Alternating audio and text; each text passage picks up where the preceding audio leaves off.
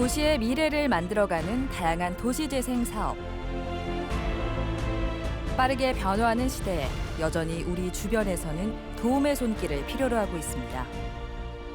가까운 곳에서부터 시작되는 변화의 움직임. 지금 우리는 활기찬 도시를 열어가기 위해 중요한 과정에 서 있는데요. 현재를 담아내는 도심과 미래의 변화를 꿈꾸는 길에서 우리의 행복도 재생될 수 있을까요? 꿈꾸는 사람들의 도시, 부산.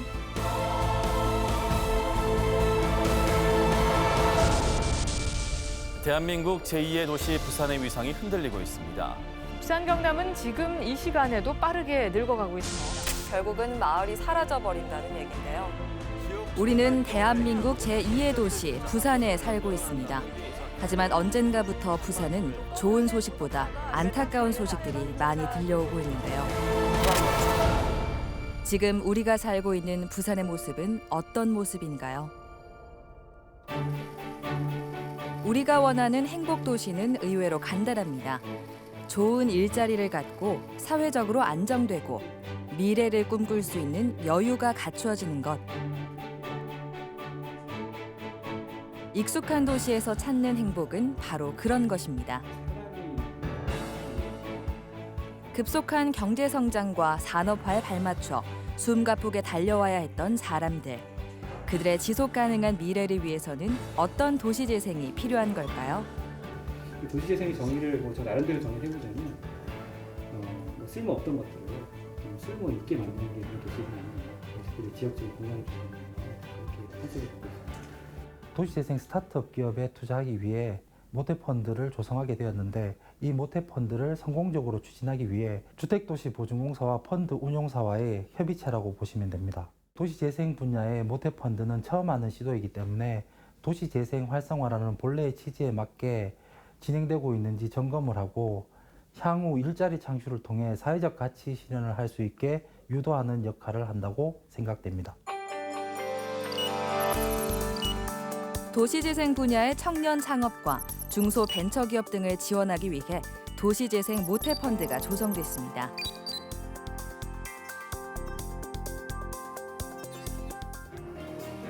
공공과 민간이 공동으로 출자하는 구조의 도시재생 모태펀드는 3년간 총 625억 원 규모로 조성될 예정인데요.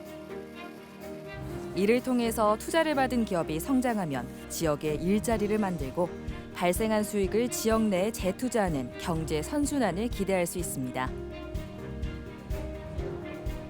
도시를 재생하는 일은 사람들의 노력과 관심도 중요하지만 재정비를 위한 자금이 뒷받침돼야 합니다. 자금이 있어야 낙후된 건물들도 새 옷을 갈아입고 마을의 분위기나 안전 문제 등도 개선될 수 있죠. 도시재생 같은 경우에 공공, 민간 또는 민간 협력 등 여러 사업 주체들이 사업에 참여하고 또 자금 조달도 공공, 민간 또 여러 사람들로부터 또는 주체들로부터 자금을 조달하게 되는 거죠. 이런 자금 조달 방식이라든지 리츠로 추진하기에 아주 적합한 사업이라고 할 수 있습니다. 이 리츠 사업이라는 것은 정의하기로는 국토법상에 다수의 투자자로부터 주식 발행 등을 통해 모은 자금을 부동산에 투자 운영하여 얻은 수익을 투자자에게 배당하는 것이 목적인 주식회사, 이렇게 정의하고 있습니다. 이게 무슨 말이냐면 우선 다수의 투자자, 우리가 사업을 할 때 그 사업비가 들어가지 않습니까? 근데 대부분 리츠가 하는 사업들은 대규모 복합개발 사업이거든요. 지역 아예 탈바꿈 시킬 수 있는 랜드마크 그런 건물들을 짓는다거나 리츠 자산관리센터는 자리츠에 대한 직접적인 출자를 담당하는 앵커 리츠의 자산관리자의 업무를 수행하고 있으며 도시재생 뉴딜 리츠 사업의 원활한 사업의 추진을 위하여 주택도시기금의 출자, 융자로 이루어진 복합금융지원과 민간 차입에 대한 보증의 승인을 담당하고 있습니다. 도시재생의 모자형 구조 리츠를 활용하기 위해 도시재생 앵커 리츠를 도입했습니다. 이는 도시재생 사업의 지원 대상을 확대하고 탄력적인 기금 운용과 사업 발굴로 이어질 수 있는데요. 이렇게 되면 도시재생 사업도 더욱 활기를 띠게 될 겁니다. 모자리츠는 2019년도에 주택도시기금법을 개정해서 도입된 제도입니다. 기존에는 주택도시기금이 도시재생 사업을 하는 리츠에 직접 출자하는 방식이었습니다. 그런데 그렇게 직접 출자하다 보니까 그 사업의 수익에 따라서 기금이 투자하는 투자 리스크 때문에 출자하지 못하는 경우가 일부 있었던 것이거든요. 근데 모자리츠를 도입하면서 모리츠에 기금이 출자를 하고 이 모리츠는 다시 여러 개의 자리츠에 재출자를 함으로써 이런 수익이 안 나는 리츠 사업에도 기금이 출자할 수 있는 중간 매개체 역할을 모리츠가 하게 된 것입니다. 그래서 저수익 사업에 보다 더 많은 주택도시 기금이 출자할 수 있는 그런 계기가 되었습니다.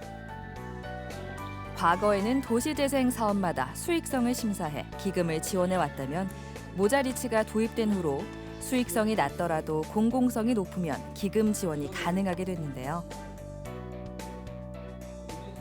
평가를 통해서 이게 국비 지원 여부를 결정하는 사업이다 보니 이제 시민 의원들도 있고 국토부 내에서 내부 보고도 있고 결국에는 공공성이 얼마나 있느냐 또는 뭐 지역에 얼마나 랜드마크적 성격을 가지고 있느냐라는 이 컨텐츠 측면도 선정 평가할 때 매우 중요한 요소이다라는 말씀.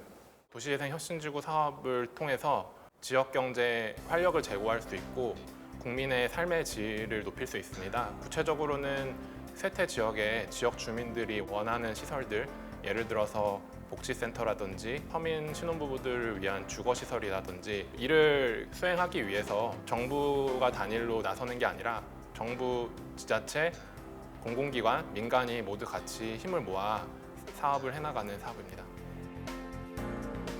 국토교통부는 도시재생 속도를 높이기 위해 지자체, 한국토지주택공사 등 공공이 주도해 주거, 상업, 산업 등의 기능이 모인 혁신지구의 거점을 조성하도록 했습니다.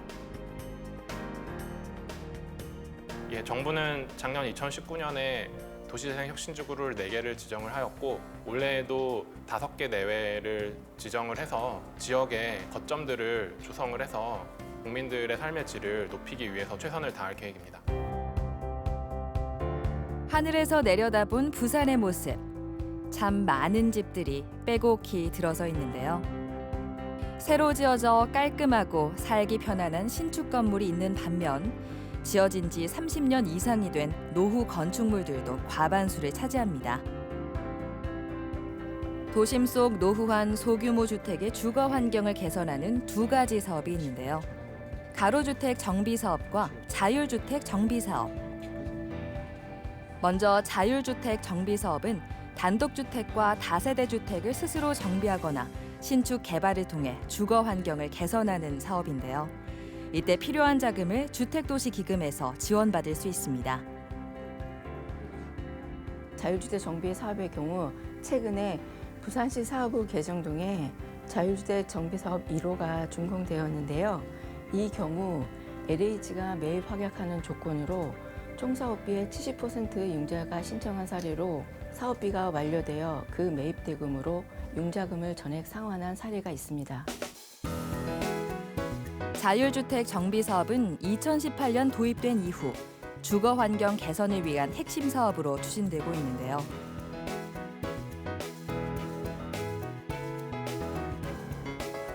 부산에서는 사하구 괴정동에서 첫 선을 보이게 됐습니다. 기존의 노후한 주택을 철거하고 새로운 다세대 주택으로 재탄생됐습니다.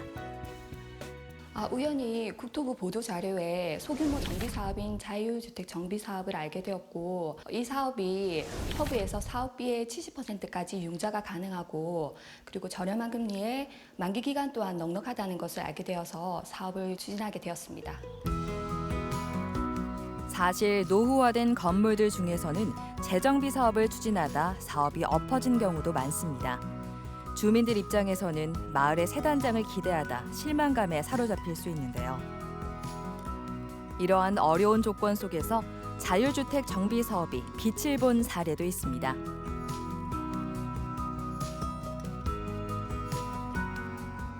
자율주택 정비 사업이 아니었다면 사실상 판암동 사업지는 사업 진행이 좀 힘든 상황이었어요. 대지 규모도 크진 않았고 그리고 집이 좀 많이 오래돼서 이제 낡은 부분에 대해서 고쳐야 된다는 부분은 있는데 금융적인 비용, 건축 비용에 대한 해결책도 사실상 힘든 부분이 있었는데 그런 부분들을 할 수 있는 게 이제 자유주택 정비 사업의 특례 부분.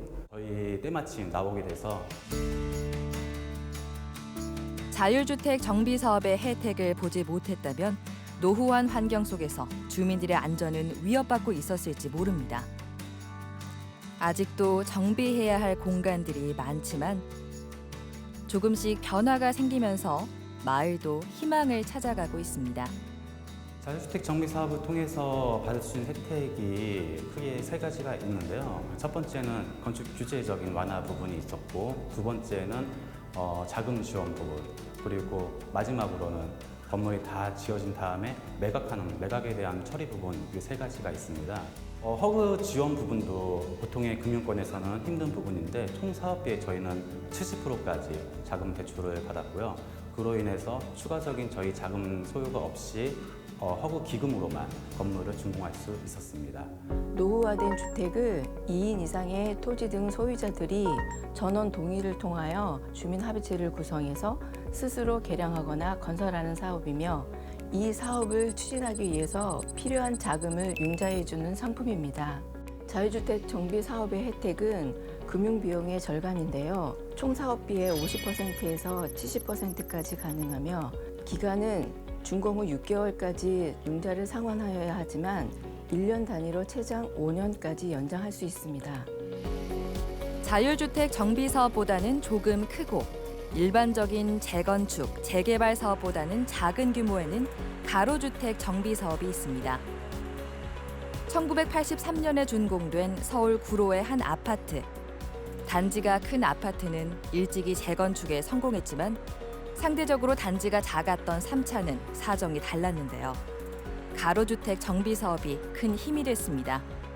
지역이 많이 발전이 됐잖아요. 맨 처음에 이렇게 어둡고 좀 이렇게 아이들이 와갖고 막 불량스럽게 놀던 그런 곳인데 지금 이렇게 보시다시피 환하게 우선 마을 입구가 변했다는 거, 그거에 의해서 저희들은 만족하고 있습니다. 전국에는 30년 이상 된 노후 건축물들이 46%를 차지하고 있는데요. 가로 면적이 10,000제곱미터 미만이면서 필요 조건을 충족할 경우 가로주택 정비 사업을 진행할 수 있습니다. 가로주택 정비 사업의 혜택으로는 본 사업비 때 인가서상의 종전자산평가액의 50%의 이주비를 사업비에 포함하여 신청을 가능합니다.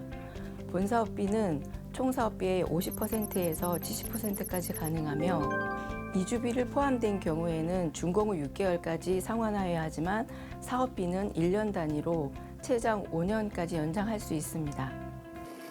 도시의 3분의 2에서는 인구 감소, 산업 침체, 생활 환경 악화 등의 현상이 일어나고 있습니다.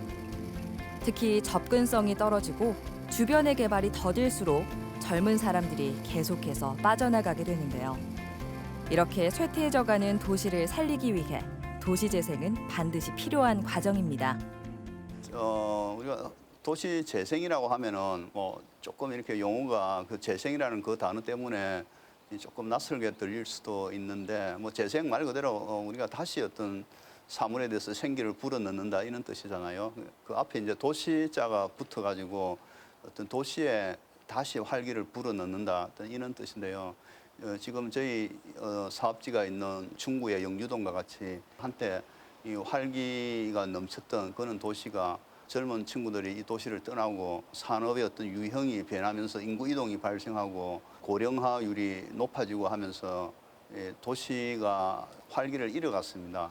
또 원도심 중에서도 원도심의 이 주거지는 이 활기를 완전히 잃어가고 있습니다. 이렇게 잃어가는 활기를 저희들이 다시 부흥시키기 위해서 도시재생 사업을 다양한 측면에서 하고 있습니다. 부산에서 가장 오래된 최고령 아파트, 시에서 지은 최초의 시민 아파트, 이곳을 수식하는 이름들입니다. 1971년 준공돼 50년이 돼가고 있는데요. 이곳의 재정비 계획을 알리는 설명회가 진행됐습니다. 도시 및 주거환경 준비법에 의하면 준비계획 결정 및 구역 지정을 위한 주민공람을 실시하고 주민설명회를 반드시 개최하게끔 되어 있습니다. 주민 설명회는 주민의 의견을 청취하고 사업 계획을 설명하는 자리가 되겠습니다.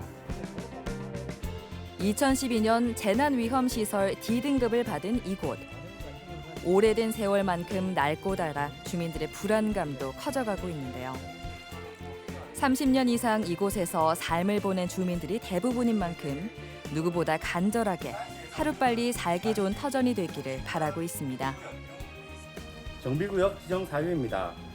대상지는 지역 여건상 공공기반시설이 열악하고 다수의 노후불량 건축물이 밀집하고 있어 생활의 물건과 안전의 문제가 발생하여 주민들이 주거환경을 영위하는 데 매우 큰 불편을 겪고 있습니다. 정비구역 지정 및 정비계획 수립을 통해서 토지의 이용의 합리화 및 구역 내 기능을 재정립하고 미관 증진, 주변 지역과의 기능 조화, 주거환경 사업의 원활한 추진을 위해서 주거환경 정비구역으로 결정코자 합니다. 수차례 재건축, 재개발 논의가 오갔습니다. 오래된 건물들의 숙명처럼 한때는 철거될 위기에 처하기도 했죠. 주민들의 염원으로 기회를 얻게 됐는데요. 변화를 바탕으로 주민들의 삶의 질을 높이고 마을의 활력도 되찾길 바라봅니다. 아무래도 고도 제한이 가장 문제입니다. 고도 제한 21m, 층수는 7층으로 보시면 되고요. 기존에 215호가 있고 저희는 185를 건설합니다. 재건축이 마이너스 재건축인 사업이 되겠습니다. 사업성 부족으로 민간 사업자가 들어올 수 있는 구조는 아니고요. 국공유지가 이제 약 87억 원 정도가 소요하고 있기 때문에 무상양리를 통해서 그 수익을 보전하고 우리는 손실을 최소화해서 이 사업을 이끌어갈 예정입니다. 마을 주민들에게 이곳은 인생의 절반 이상을 보내온 삶의 역사이자 남은 인생을 맞이하게 될 종착역입니다. 재정비 사업에 대해 마을 주민들은 무엇을 바라고 있을까요? 여기서 이제 5년이 아니고 3년도 아니고 계속 30년 이상 사신 분들이 대부분이라서, 그리고 또 나이도 많이 드신 분들이고 이분들이 경력이 여력도 없어요. 그래서 단지 제가 바라는 부분은 우리가 굉장히 열악한 경제적 어려우신 서민들 입장에 서서 좀 정책이나 행정이라든지 이런 것들이 조금 우리 주민 입장에서 도움이 될 수 있도록 시책을 좀 해주셔서 좀 별도에 대해 부담 없이 내 집처럼, 지금처럼 살고 있는 내 집처럼 편안하게 갈 수 있도록 똑같이 혜택을 주시는 그 바람 하나밖에 없습니다. 부산의 도시재생은 10년을 맞이하고 있습니다. 지금 부산은 과거와 현재, 미래가 조화를 이루고 있는데요.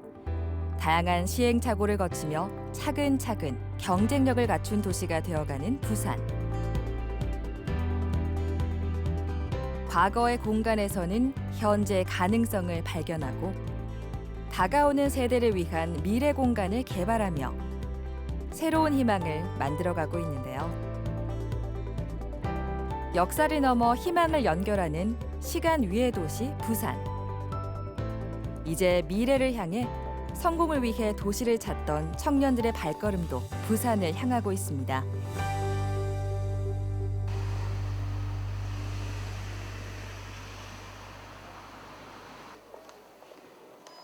도시재생 사업을 추진하려면 다양한 인력들이 뒷받침돼야 합니다. 부산에서는 이러한 인력들을 양성하기 위해 청년 도시재생사 과정을 운영하기 시작했는데요. 부산시가 전국 최초로 지역의 대학들과 손을 잡고 도입한 도시재생 전문 인력 양성 사업입니다. 제5 이하 내용 같습니다. 아마 이 인증서 수료식에는 많은 분들이 기여를 하신 것으로 알고 있습니다. 우선 부산에 위치한 관내 7개 대학들 감사를 드립니다. 그리고 주택도시보증공사 허그라고 불리죠. 허그에서도 많은 기여를 해주셨습니다. 도시재생지원센터에서도 많은 노력들을 해주셨고요. 아마 오늘 인증서를 받게 되는 모든 분들이 여러분들의 노력과 함께 부산시와 앞에서 제가 말씀드린 이런 기관들이 보이지 않는 곳에서 많은 지원이 있었기 때문에 오늘과 같은 이런 영광스러운 자리가 마련될 수 있었다고 생각을 합니다. 지금 이미 현재 도시재생 프로그램들이 많이 진행되고 있는데 저희처럼 이제 젊은 청년들의 시선으로 창의적인 아이디어들이 또 이렇게 결합되면 더 좋은 시너지 효과를 낼 수 있고 학교 수업 캠프도 그렇고 이번에 청년 캠프 통해서 멘토링을 진행하면서 도시재생 프로그램들이 어떻게 진행되고 있는지 전반적으로 알 수 있었고 저희가 거기서 또 어떤 역할들을 할 수 있을지 생각해보는 시간이 되었던 것 같습니다. 사업이 도입되고 1년 만에 첫 청년도시 재생사들이 탄생됐습니다. 그동안 청년 스스로 지역의 특성에 맞는 과제를 기획하고 현장에 적합한 실전형 교육으로 갈고 닦아왔는데요. 앞으로 부산의 도시재생에서 청년 도시재생사들의 활약을 기대해도 좋을 것 같습니다. 도시 재생을 위해서 필요한 건설이나 건축, 또 이제 마을 활동들, 또 복지, 문화예술 이런 다양한 분야에 대해서 리빙랩의 형태로 해가지고 실제로 어떤 마을을 상정해서 거기에 필요한 프로그램을 자기들이 만들고 그걸 적용하는 그런 과정을 통해서 현장에 필요한 그러한 능력들을 배양하는 그런 프로그램들을 진행을 했습니다. 이제 이런 방식으로 전문가를 양성한 것은 우리나라에서는 최초의 사례입니다. 그래서 대학과 우리 시가 교육과정을 만든 것이 다른 어떤 인재 양성 과정보다 효율적이고 더 좋은 인재를 양성할 수 있다고 생각을 하기 때문에 아마 이런 방식이 시장에 적응이 된다면 더욱더 확대되지 않을까 그런 기대를 하고 있습니다. 도시를 균형 있게 발전시킨다는 것은 쉽지 않은 일입니다. 부산의 동구에는 40년 이상 된 노후 불량 건축물들이 밀집돼 있는데요. 주거 환경도 열악해 화재와 붕괴 등의 위험이 도사리고 있습니다. 최근 이 지역을 탈바꿈하겠다는 도시재생 사업이 발표됐는데요. 재개발 재건축을 하는 게 굉장히 쉽지가 않습니다. 그래서 어느 부산 대한민국에 있는 도시들보다도 도시재생 문제에 대해서 굉장히 관심이 많고 선도적으로 해왔던 그런 도시이기도 합니다. 동구 좌천동 일대의 쪽방촌 정비 사업이 도시재생 뉴딜 사업으로 선정되면 본격적인 재생 사업이 시작될 텐데요. 주변 지역과의 조화로운 개발을 통해 지역민의 삶의 질이 개선되면서 주민들이 바라는 살기 좋은 마을의 모습을 갖추게 될 겁니다. 부산은 정말 산과 강과 또 바다를 갖고 있는 아름다운 도시고 또 경제적으로 봐도 굉장히 발전 가능성이 높은 도시입니다. 지정학적 위치도 굉장히 좋고요. 그리고 또 동남 경제권의 중추 도시이기도 하고 수도권과 경쟁할 수 있는 지방의 유일한 도시라고 볼 수도 있습니다.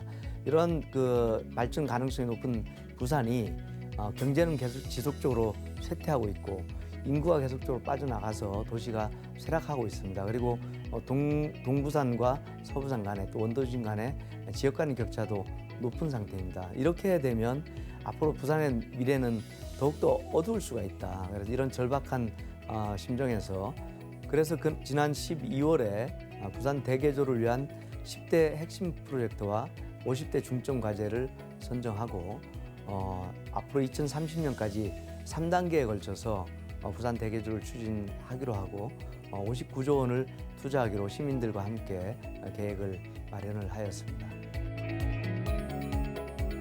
대한민국 제2의 도시이자 최대의 항구 도시 부산. 이 항구를 통해 물류가 들어오면 철도를 이용해 물류가 운반돼야 합니다. 경부선 철도는 부산과 서울 수도권을 잇는 중요한 역할을 해왔는데요. 시민들의 생활권에서는 도심을 단절시키고 있었습니다. 경부선 철도는 1905년도에 개통되어 해방 이후 근대화 및 산업화 시기를 거치면서 국가 및 부산의 발전을 견인해온 긍정적인 점도 있지만 현재는 철도가 부산의 도심부를 단절해 철도 주변 지역의 발전을 저해하고 있을 뿐만 아니라 철도 소음, 진동 등으로 생활 환경을 저하시키는 등 다양한 문제점을 야기하고 있습니다. 이러한 문제점을 심각하게 인식하고 부산 대개조의 연결 프로젝트 핵심 사업으로 경부선 직선화 등 철도 시설 효율화 사업을 추진하게 되었습니다. 이 사업은 구포에서 부산 지금까지 경부선 직선화를 통해 서부산권과 도심권의 발전 동력을 확보하고 철도 유유부지의 활용과 주변 지역 개발을 통해 시민 삶의 질을 개선하는 데 있습니다.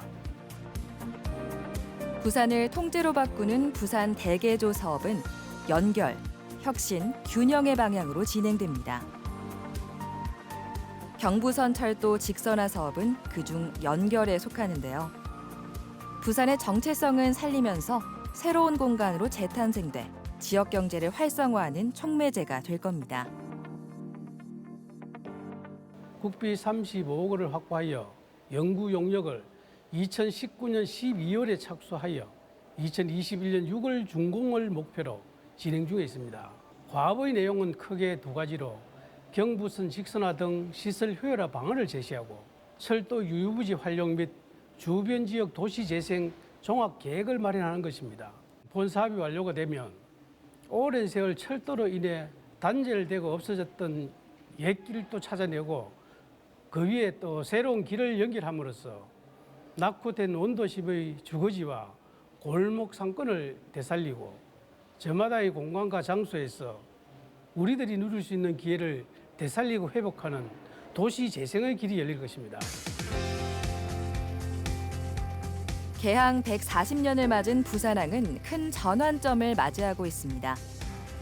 부산시는 북항 통합개발과 원도심 도시재생을 연계해 소멸 위기의 원도심을 살리고 철도, 항만시설로 단절된 도심부의 연결성을 회복하고자 했는데요. 북항 재개발 사업 주변 지역에는 종합계획이 없어 여러 부처 기관에서 개별 사업을 각각 추진하고 있어 비효율적 개발 우려가 있습니다. 이에 따라 개별 사업 등을 통해 개발하고자 현 정부에서 2017년 12월 북항 일대 통합개발 구상안을 마련하였고 북항 통합개발 사업의 원활한 추진을 위해 부산시, 국토교통부, 해양수산부 등이 참여해서 2019년 3월 북항 통합개발 추진단을 출범 통합개발 기본계획을 발표했습니다.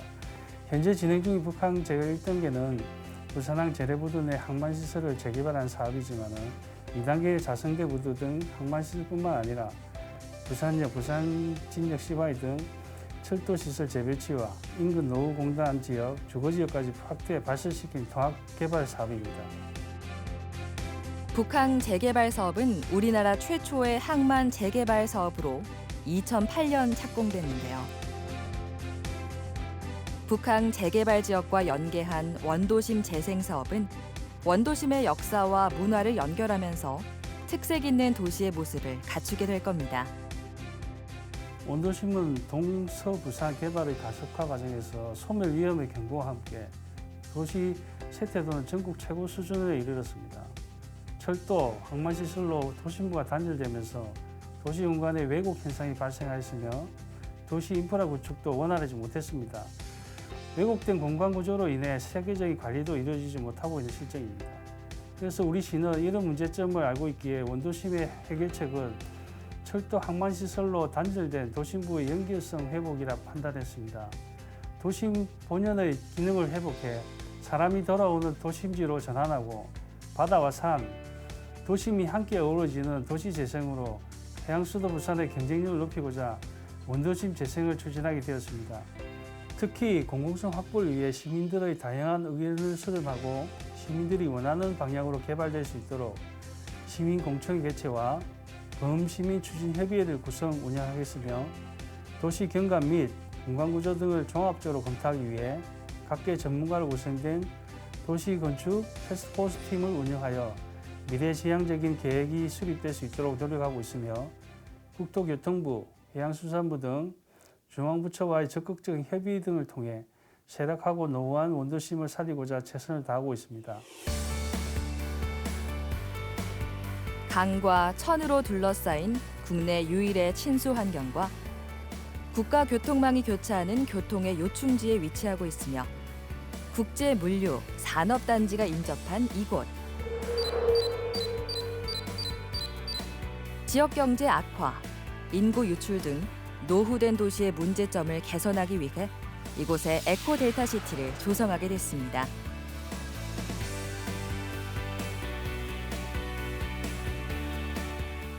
부산 에코델타시티는 강수구 지역의 총 면적 360만 평으로 여의도 지역의 4배가 되겠습니다.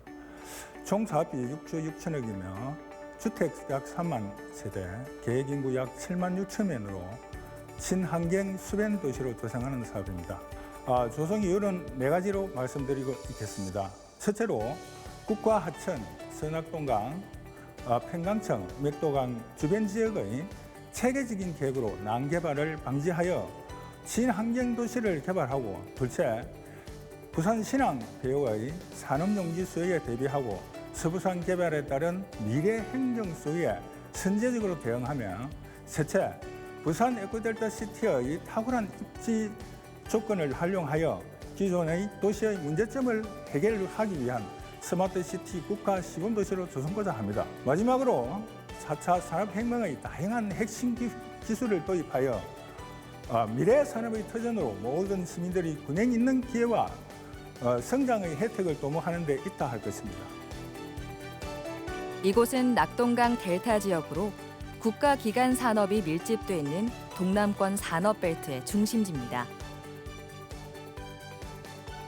사업지 주변에는 서낙동강, 평강천, 맥도강이 있어 수변 공간을 최대한 활용할 수 있는데요. 천혜의 입지 조건을 통해 물로 특화된 친수도시를 만들 계획입니다. 부산 에코 델타 시티는 12년 12월 달에 진수 지정 고시 이후에 차질 없이 공사를 진행 중에 있습니다. 현재 전체 공룡률이 50%에 달성하고 있습니다. 사업부지 전체가 360만 평의 대규모임에 따라 효율적 추진을 하기 위해서 명지동, 강동동, 대저 2동 이렇게 3단계로 나눠서 개발하고 있습니다. 특히 이제 분양은 전체 160만 평 중에 지금 현재 18%인 31만 평을 완료했고요. 특히 올해 그 조기 스마트 시티 조기 활성화를 위해서 올해 하반기에는 스마트 시티의 인근에 주거 용지를 집중 공급할 계획으로 있습니다. 스마트 시티는 급속한 도시화로 발생하는 다양한 도시 문제를 4차 산업혁명 기술을 활용해 해결하려는 시도로 국내에서는 부산 에코델타 시티와 세종시 5-1 생활권 두 곳이 국가 시범도시로 지정됐는데요.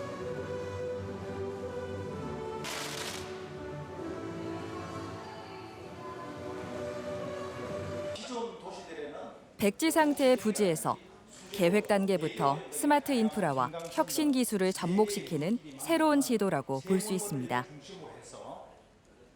예, 스마트 빌리지는 6만 4천 평 규모로 이번 달에 착공을 했습니다. 최첨단 스마트 기술을 우선적으로 체험하고 평가할 수 있도록 별도의 그 블록형 주택 단지를 56세대를 만드는 것입니다. 국가의 R&D 과제의 어떤 실정이나 그다음에 일상생활에 신음실인 리빙랩을 도입해서 했고요. 이에 대해서 관심 있는 민간 기업과 공동으로 시행 중에 있으면서 내년 12월 말 완공 목표로 추진 중에 있습니다. 특히 이러한 그 리빙랩에 참여하고 희망하는 시민들 분들을 위해서 별도 공모를 통해서 올해 하반기까지 입주자를 선정할 계획입니다. 에코델타 스마트 시티는 사람과 자연, 기술이 만나 미래 생활을 누릴 수 있는 글로벌 혁신 성장 도시를 꿈꿉니다. 상상 속에만 존재했던 미래형 스마트 도시의 탄생이죠. 기존의 이런 신산업들을 하는 데 있어서의 장애가 되었던 규제들을 어떻게 하면은 없앨 것인가, 그리고 어떻게 하면 성장, 혁신의 중심이 되게 할 것인가, 이런 문제에 대해서 깊이 고민하고 있고, 앞으로 스마트 도시법이 그렇게 통과되게 된다면은 여기서 기존의 규제가 없고 새로운 혁신이 이루어질 수 있는 법적, 제도적 토대가 마련될 수 있을 것이라고 생각을 합니다. 부산 에코델타 시티는 첨단 산업, 국제 물류, R&D 기능이 복합된 자급 도시로 국가 균형 발전 및 동남권 산업경제 활성화에 기여하고 수변 내지 문화, 생태 기능이 조화된 글로벌 친수도시 조성을 목표로 하고 있습니다. 주택 3만 호 공급과 함께 인구 7만 6천 명이 유입될 예정입니다. 또한 우리 시와 상생 발전을 위해 공사발주 시 지역 건설업체의 참여로 지역 일자리 창출 및 경제 발전에 기여할 것입니다. 그리고 서부산 개발과 동남권 산업벨트와 연계한 각 61만 평의 첨단 산업 및 물류 기능 유치로 부산권의 미래 신성장 동력을 마련하여 부산 지역 경제 활성화에 촉진제 역할을 할 것입니다. 부산 해운대구 반여, 반송동 일대에 조성되는 센텀 2지구 도시첨단 산업단지. 기존의 산업단지는 제조업 중심의 생산시설과 편의시설이 부족해 노동 환경이 좋지 않았습니다. 부산의 산업단지는 1980년 신평장림 산업단지 최초 지정 이후 현재 26개로 확대되어 제조업의 생산 거점으로 지역 성장을 견인하였습니다. 그러나 최근 부산의 지역 성장률은 사회 경제 등 여건 변화로 점차 둔화되고 있으며 고급 일자리 부족으로 청년층의 역외 유출이 심화되고 있는 실정입니다.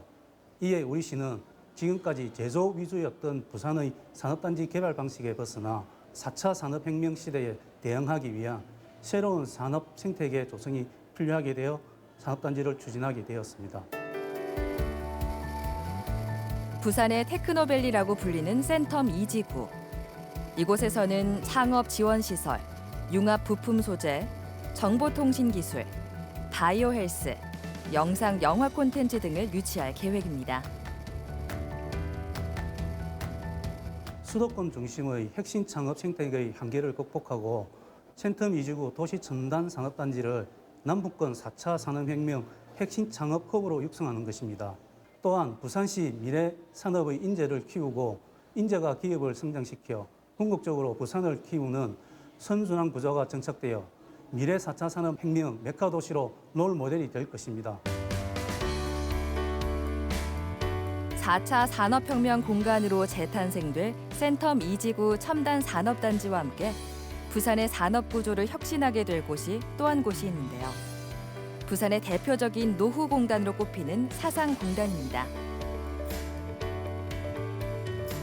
이곳은 복합문화센터와 첨단 제조, 지식산업센터 등이 들어서는 사상 스마트시티로 거듭날 예정인데요. 사상공업지역은 1960년대에 공업지역으로 지정된 이후에 1970년대에 토지 구역 정리 사업을 통해 노동 집약적 수출 산업으로 부산의 최대 공업지역으로 성장하였습니다. 그러다가 1990년대에 신발 산업 등 전통 주력 산업의 쇠퇴와 기반 시설의 노화로 산업 경쟁력이 저하하고 공해, 또 소음, 교통 등 도시 문제를 야기하는 노후공단으로 전락하였습니다. 최근 급변하고 있는 산업 구조의 변화에 대응하기 위하여 업종의 첨단화로 산업 경쟁력을 확보하고 기반 시설의 확충과 환경 문제를 저감하여 양질의 일자리 창출과 삶의 질을 개선하여 도시 경쟁력 확보를 위해 추진하는 사업입니다. 2015년 5월에 재생사업지구 지정을 고시를 하였습니다. 그동안 재생사업 추진을 위해 국토부의 타당성 검증과 지역 주민이 참여하는 재생추진협의회를 통해 재생사업지구 계획을 수립하여 금년 9월에 승인을 앞두고 있습니다. 먼저 산업구조 개편을 통한 업종의 고도화로 경제성장 동력을 확보하게 될 것입니다.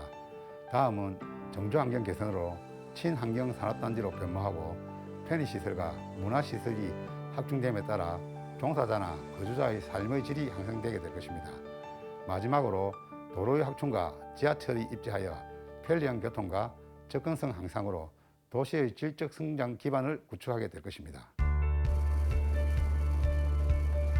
쇠퇴한 영도 공업지역의 기술 혁신을 통한 새로운 도약을 준비하고 있습니다. 전통 해양 산업의 질적인 성장과 새로운 성장 동력을 발굴해 신해양 산업을 선도하는 중심 지역으로 조성하고자 하는데요. 영도구 청학동 이런 공업지역은 주력 산업인 해운, 조선 등 전통 해양 산업의 쇠퇴로 유해부지 발생 등 활력 상실로 도시 기능이 침체되고 있어 활성화 대책이 필요한 실정에 있습니다. 그리고 국내 유일의 해양수산 연구기관이 있는 동삼혁신지구는 연구개발, 교육, 조사 기능 한정으로 연구 성과의 실용화 및 산업화가 필요하나 유해부지 확장성 제한 등으로 어려움이 있고 편의시설 등의 정주 여건 또한 열악한 실정입니다. 이에 우리 시에서는 영도 청학동 이런 공업지역을 동삼혁신지구 R&D 연계를 통한 신해양산업 거점으로 조성하여 산업혁신을 선도하는 중심지역으로 바꾸고자 하는 것입니다. 일제강점기부터 국내 해양수산 산업의 중심지이자 근대 산업의 전진기지였던 영도구 청학동. 해양 산업 혁신의 잠재력을 보유하고 있는 이곳에서 새로운 혁신의 바람이 불기 시작했습니다. 영도 부스터벨트 조성 사업은 1, 2단계로 구분하여 진행됩니다. 1단계는 시범 사업으로 한국주택토지공사와 함께 유부지를 활용한 선도 사업을 통하여 산업, 상업, 업무, 주거, 문화 등 시설을 갖춘 융복합 앵커 시설을 조성하여 산업 혁신 거점으로 조성하게 됩니다. 현재는 시범 사업지에 대한 부지 매입 협의 및 사업계획 수립 용역 발주 중에 있으며 올해는 부지 매입 완료와 함께 용역이 착수돼 본격적으로 사업이 진행되게 됩니다. 2단계는 정부 공업지역 활성화 제도와 연계하여 기존 공장은 유지하면서 중장기적으로 기반시설 정비와 함께 해양 신산업, 문화, ICT 등 연관 산업으로 업종 전환 및 산업 유치를 통해 경쟁력을 강해 나갈 계획입니다. 국내 유일의 해양수산 연구기관이 있는 영도 청학동 공업지역. 이곳에서 R&D 기관들과의 클러스터 구축으로 해양 신산업 부스트벨트가 조성되면 또 하나의 해양 발전 핵심 공간으로 자리매김하게 될 겁니다.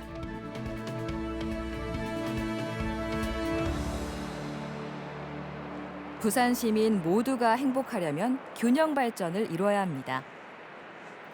부산 대개조 균형 발전 핵심 프로젝트 중 하나로 동남권 관문공항 건설이 있는데요.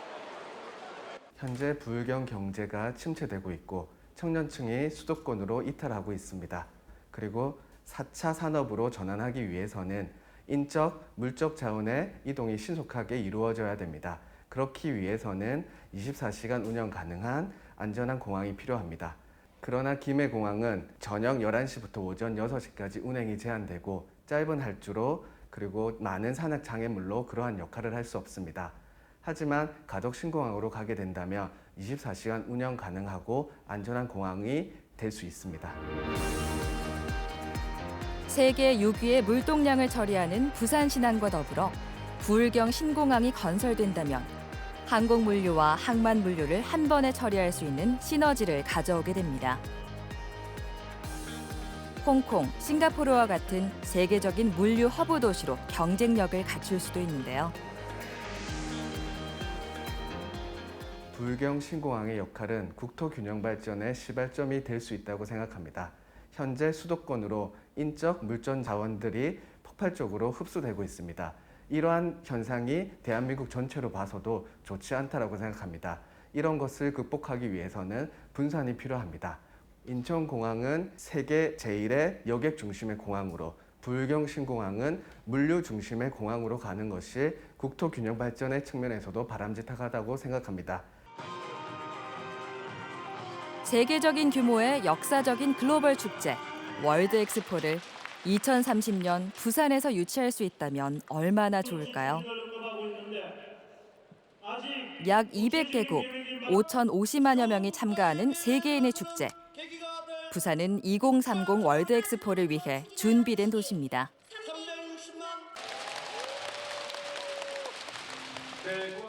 지역의 이제 경기 활성화라든지 또는 국제적인 위상이나 이제 브랜드 강화를 통해서 장기적으로 교육 확대 또는 투자 유치 촉진, 더 나아가서는 이제 관광 촉진 등 이런 경제적인 목적도 있습니다만은 이건 못지않게 지역 개발을 하기 위한 그런 목적으로 이제 엑스포 유치를 추진을 합니다. 부산 경제권을 중심으로 한 동남권의 경제 발전은 물론이고 우리 또 부산의 그 큰 장기적인 목표인 도시 대개조를 완결짓고 또 이거를 촉진하는 매개체 역할로 우리 엑스포가 충분히 해낼 수 있기 때문에 엑스포가 반드시 유치되어야 됩니다. 현재 2030 부산 월드 엑스포는 유치 신청과 유치 계획서 작성을 위한 준비 단계에 있습니다. 국가에서 추진하고 있는 북항 통합개발과 연계해 엑스포 개최지로 충분한 경쟁력을 갖출 수 있을 거라는 전망인데요. 개최 7년 전에 이제 결정이 됩니다. 그래서 2030년도 월드 엑스포니까 2023년 11월 말에 있을 BI 총회에서 이제 169개 회원국 투표로 결정이 되는데요. 그 투표 2년 전인 2021년서부터 우리가 이제 신청을 할 수가 있어요. 그래서 현재는 이 유치 신청을 하기 위한 준비를 우리 중앙정부의 유치기획단을 중심으로 우리 이제 부산시와 함께 지금 준비를 하고 있고요. 내년도 5월 이후에 유치 신청을 하게 되면은 그때부터는 이제 대외 교섭과 또 대외 홍보 이런 활동을 통해 가지고 대한민국 부산이 표를 많이 모을 수 있는 이런 표 활동들을 하게 됩니다. 프랑스 파리는 월드 엑스포를 6차례나 개최하며 에펠탑 같은 파리의 상징을 남긴 것은 물론 세느강을 중심으로 도심권 확대와 인프라를 확장하는 엑스포 효과도 얻었습니다. 이처럼 월드 엑스포는 경제적 효과 외에도 도시와 국가 발전에 직접적이고 획기적인 변화를 가져다 주는데요.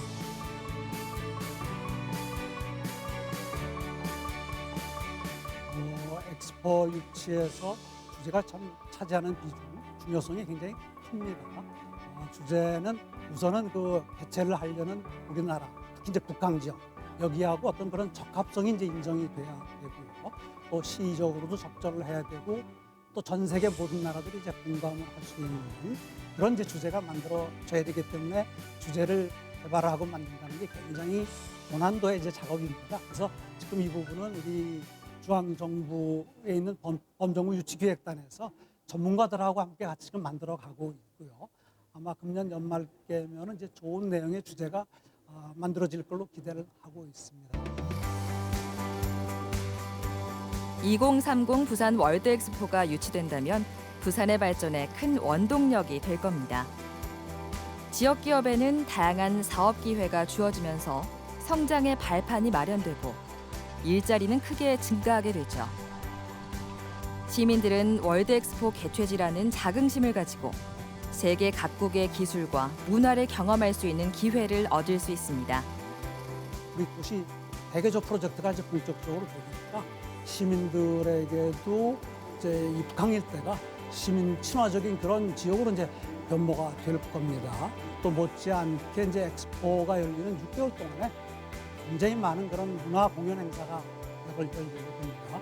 이런 뭐 우리 시민들이 그만큼 국제적인 그런 규모의 행사들을 또 경험할 수 있다는 것과 또 우리가 이제 안방에서 전 세계 여행을 할 수 있는 그런 효과를 또 누릴 수가 있는 거죠. 대한민국에서 만들 수 있다면 우리는 어마어마한 자산을 엑스포를 통해서 얻게 될 수 있지 않을까 이렇게 생각이 됩니다.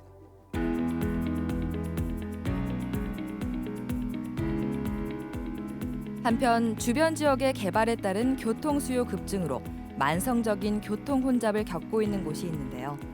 신항 제1배후도로 가락대로입니다. 이곳의 교통량을 분산하고 물류의 비용 절감을 위한 대책이 필요했는데요. 부산 신항 개발에 따른 항만 물동량 증가와 국제 산업 물류 도시 등 주변 지역 개발 사업의 가속화로 산업단지가 밀집한 강서 지역, 특히 신항 배후도로가 교통 체증이 만성화돼서 물류 비용 증가 등 서부산 지역 발전에 걸림돌이 되어 왔습니다. 이에 우리 시가 선제적으로 2013년부터 사전 타당성 조사 용역을 시작으로 정부의 본 노선 개설을 건의하였고 16년 정부 고속도로 건설 5개년 계획에 반영되어서 19년 1월에 정부 예타 면제 사업으로 선정되고 그래서 본격 추진하게 되었습니다. 본 사업은 정부의 부산 신항 육성 계획에 걸맞는 주변 인프라 건설 등 정부 주도의 해양 수도 부산 건설이라는 큰 의미를 우리 시는 부여하고 있습니다. 총 길이 14.6km, 총 사업비 9,787억 원이 소요되는 대규모 사업. 부산 신항과 김해 간 고속도로가 완공되면 1조 4천억 원에 달하는 경제 유발 효과가 발생할 거라고 예상합니다.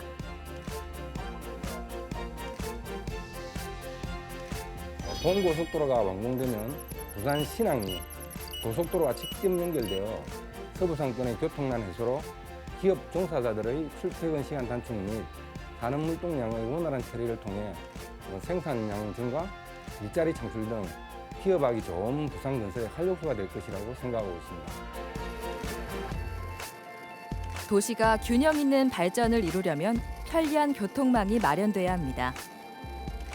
부산시는 동해안과 남해 경제권을 하나로 묶을 수 있는 국내 최초의 지하 고속도로를 계획하고 있는데요.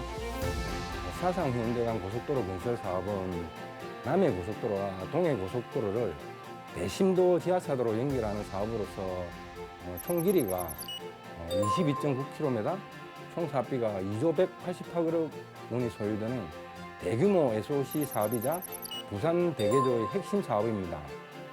남해 고속도로와 동해 고속도로를 직접 연결하여 동남해 경제권을 하나로 묶어서 동남 광역 경제권을 형성하게 되고 그 중심에 부산이 자리 잡아 지역 경제 활성화에도 크게 기여할 것으로 예상됩니다. 이제 시민을 위한 도시, 또 시민 중심의 도시로 바뀔 수 있다고 봅니다.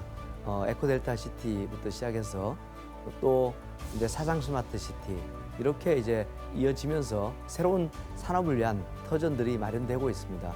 이제 더 이상 젊은이들이 부산을 떠나지 않고 부산에서 일자리를 만들고 부모님과 함께 사는 그런 도시를 만들어낼 수 있다고 생각을 합니다.